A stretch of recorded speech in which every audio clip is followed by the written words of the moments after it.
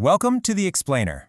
Today we're going to dive into a single word from the ancient Pali language that, according to early Buddhist texts, is basically the engine that runs the entire world.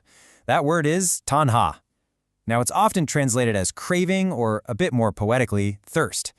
And as we're about to see, this isn't just some small, nagging desire. It's a deep, powerful force that shapes pretty much everything, from our tiniest wants to the biggest conflicts in our society. Okay, so let's jump right in with a line straight from the source texts. By craving, the world is led. By craving, it is dragged around. Just let that sink in for a second. This isn't just saying that craving is, a little bit annoying. No, it's framing it as this massive, almost gravitational force that is literally dragging all of society around. That is a huge claim. So let's unpack where a statement like that even comes from.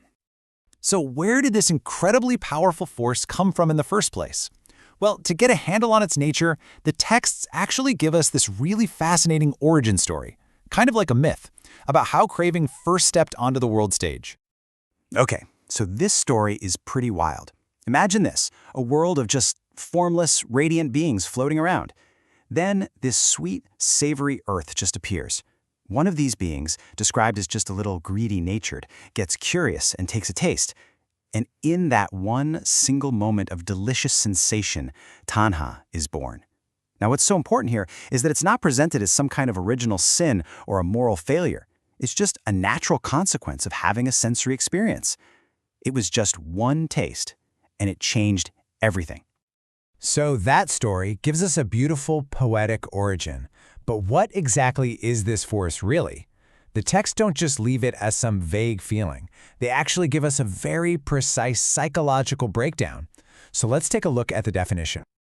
Now you got to notice that key phrase in there, leads to renewed existence. This is huge. This positions taṇhā as the very engine of our entire life cycle, the fuel for our constant need for becoming.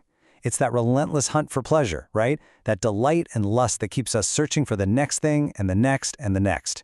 But it gets even more specific.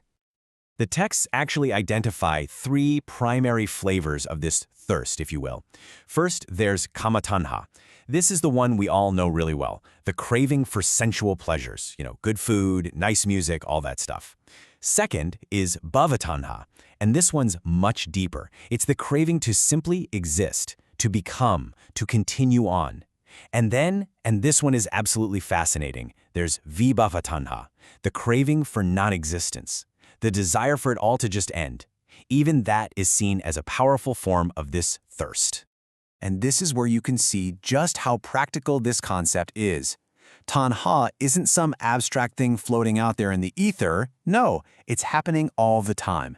It's the craving that pops up from everything we see, hear, smell, taste, and touch. And check out that sixth sense, the mind. We even crave mental objects. We crave ideas, opinions, even our daydreams. It's totally rooted in every single moment of our experience.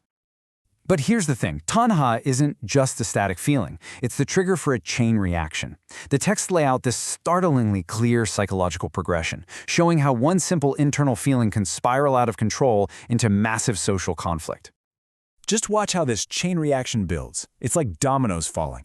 It all starts with that internal feeling, craving. That little spark pushes us to seek something out. And once we gain it, we start making decisions about it, which just fuels even more desire. That desire then hardens into attachment, which creates a powerful sense of possession. And from there, it's a very, very short step to protecting and safeguarding what we now call mine. And here it is, the devastating conclusion to that chain. The texts draw a direct, unbroken line from that first tiny flicker of craving inside one person all the way to external violence, lies, and a total breakdown of society. I mean, this completely reframes conflict. It suggests that the roots of war and arguments aren't just political or economic. They're deeply, deeply psychological. Okay, so let's zoom way out for a minute. That chain reaction we just saw is actually just one small part of a much bigger cosmic cycle. It's a 12-link chain called dependent origination, and it's meant to explain the entire process of suffering and rebirth. This whole process is often imagined as a big wheel of cause and effect. Now don't worry about memorizing all 12 links. Just focus on the flow.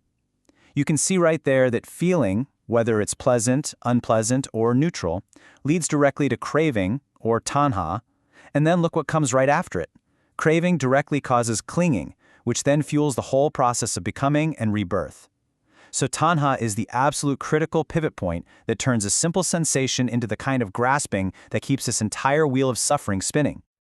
But here's the beautiful thing about a chain, right? If you can just break one link, the whole thing falls apart. And this map shows that the solution is to break the chain right at taṇhā. The texts are crystal clear. If craving stops, clinging stops. Without clinging, the whole process of becoming grinds to a halt. No becoming means no new birth, and therefore no new aging, death, or suffering. The entire structure just collapses. So this brings us to the ultimate goal, the whole point of this philosophical system. If taṇhā is the root of the entire problem, then it stands to reason that its complete and total end must be the final solution. And the texts are incredibly direct about this. I mean, the quote just states it plainly. The abandoning of craving is nibbana, or as you might know it, nirvana. They're not two different things. They are one and the same. The end of this profound, deep thirst is the ultimate freedom. And the texts just paint this stark, really poetic contrast between these two ways of being.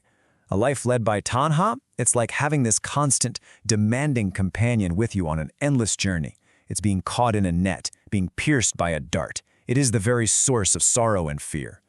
But on the other hand, freedom from taṇhā is described as being unbound, with all your bonds just cut.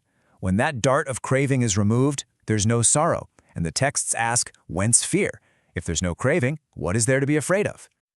So, as we wrap up this explainer, I guess the final thought is really a question for you to reflect on. The texts have laid out this incredibly detailed psychological map, showing a clear chain reaction from a simple internal want all the way to external conflict. So the question is, looking at the world around you, and maybe even looking inside yourself, where do you see this ancient pattern playing out today?